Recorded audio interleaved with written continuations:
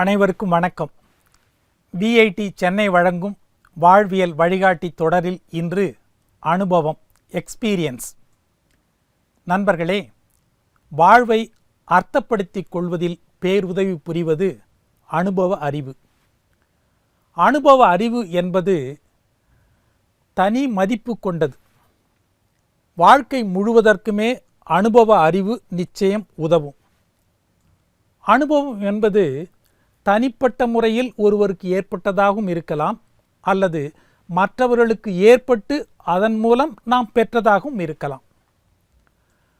அனுபவம் என்பது நமக்கு என்ன நடக்கிறது என்பதல்ல, நமக்கு ஒன்று நடக்கும்போது நாம் என்ன செய்கிறோம் என்பதுதான். இது ஆங்கிலத்தில் இருக்கக்கூடிய ஒரு முதுமொழி. ஒவ்வொன்றையும் நாமே அனுபவித்துதான் பாடங்களை தெரிந்து கொள்ள வேண்டும் என்று நினைத்தால் அதற்கு நம்முடைய வாழ்நாள் போதாது. பிற மனிதர்களின் வெளித்தோற்றத்தை மட்டுமே பார்ப்பது வேறு. அவர்கள் எப்படி வெவ்வேறு அனுபவங்களை எதிர்கொள்கிறார்கள் என்று பார்ப்பது வேறு. மற்றவர்கள் அனுபவங்களை பரிசீலிக்கும் போது அதில் அவர்கள் புத்திசாலித்தனமும் தெரியலாம், தவறான போக்கும் தெரியலாம். தேவையானதை மட்டும் நாம் எடுத்துக்கொள்ள வேண்டும். வாழ்க்கையில் நமக்கு எந்தெந்த சூழலில் குழப்பம் இருக்கிறதோ, தெளிவு அல்லது தகவல் தேவைப்படுகிறதோ, அப்போது அது போன்ற சூழ்நிலைகளை ஏற்கனவே சந்தித்த பிற மனிதர்களிடம் அவர்கள் அனுபவம் பற்றி கேட்டு தெரிந்து கொள்வது மிகவும் உபயோகமானதாக இருக்கும். அனுபவத்திற்கும் வயதிற்கும் தொடர்பு உண்டு. வயது ஏற ஏற அனுபவத்தின் அளவும் ருசியும் அதிகரிக்கும். வாழ்க்கை என்பது வாழும் நாட்களை கொண்டு கணக்கிடுவது அல்ல, எத்தனை தழும்புகள், விழுப்புண்கள், வடுக்களை பெற்றிருக்கிறோம் என்பதில்தான் இருக்கிறது. வாழ்க்கையின் சுகமே சுமையில்தான் இருக்கிறது.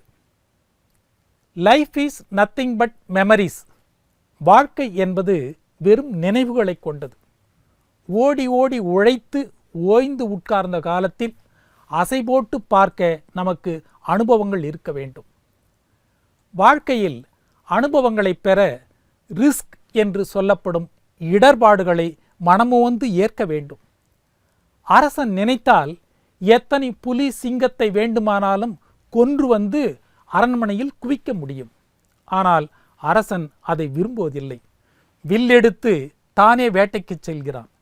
எந்த நிமிடத்தில், எந்த கோணத்தில், எந்த மிருகம் தன்னை வந்து தாக்கும் என்று தெரியாத நிலை என்றாலும் அத்தகைய அச்சம் நிறைந்த பயம் கலந்த வாழ்விலும் ஒரு சுகம் இருப்பதால் தான் அரசன் வேட்டைக்கு செல்கிறான்.